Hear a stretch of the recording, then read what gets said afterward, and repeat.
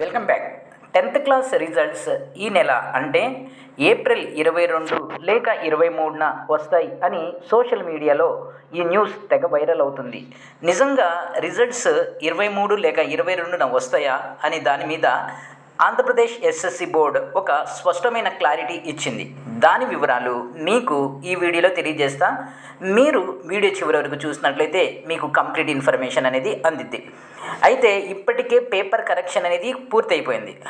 6,20,000 మంది పేపర్స్ అయితే కరెక్షన్ చేసేసాము.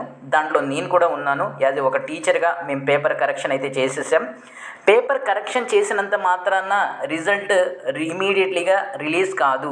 ఈ మధ్యలో చాలా ప్రాసెస్ ఉంటుంది.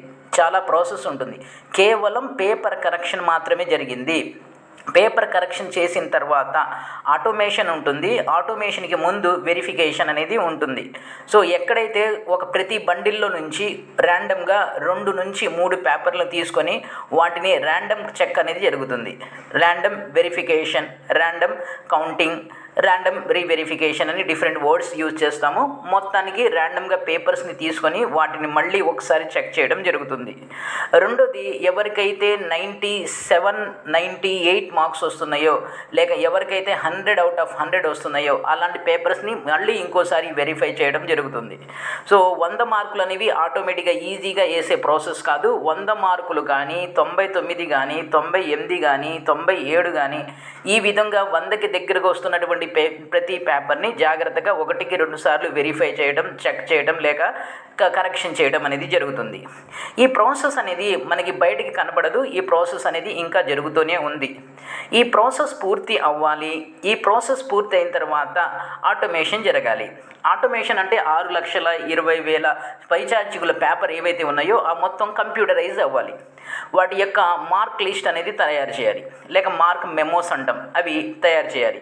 ఇదంతా తయారవడానికి కనీసం మనకు ఒక 1 వీక్ మినిమం టైం అనేది 1 వీక్ పడుతుంది.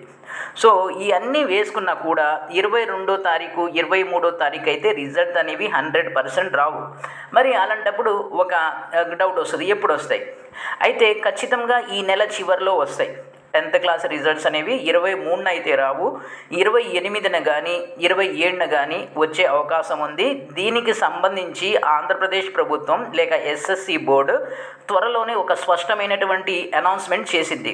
సో పేపర్ కరెక్షన్ అయింది, ఆ ప్రాసెస్ అవ్వాలి, ఆటోమేషన్ అవ్వాలి. ఆ తర్వాత విద్యాశాఖ మంత్రి తన అపాయింట్మెంట్ తీసుకోవాలి, అతనికి ఖాళీ ఉండాలి. ఆ రోజు అఫీషియల్గా రిజల్ట్స్ అనేవి అనౌన్స్ చేస్తారు. రెండోది ఏంటంటే, ఈసారి రిజల్ట్స్ అనేవి ఒక ఇన్నోవేటివ్ మెథడ్లో మీకు వాట్సాప్లోనే రిజల్ట్స్ అనేవి వస్తాయి. మీకు ఒక నెంబర్ అనేది ఇస్తారు. ఆ నెంబర్ని మీకు నేను ప్రజెంట్ చేస్తాను. ఆ నెంబర్కి మీరు వాట్సాప్ మెసేజ్ హాయ్ అని పెట్టినట్లయితే మీకు వాళ్ళు ఒక మెసేజ్ పంపిస్తారు. ఆ లింక్ పంపిస్తారు. లింక్ని క్లిక్ చేసినట్లయితే అక్కడ నుంచి మీ ఇన్ఫర్మేషన్ అంటే మీ నేము, మీ హాల్ టికెట్ నెంబరు ఇవి కనుక మీరు ఎంటర్ చేసినట్లయితే ఆటోమేటికల్గా మీ మొబైల్లోనే మీ మొత్తం మార్క్ లిస్ట్ అనేది షార్ట్ మెమో అనేది వచ్చేస్తుంది.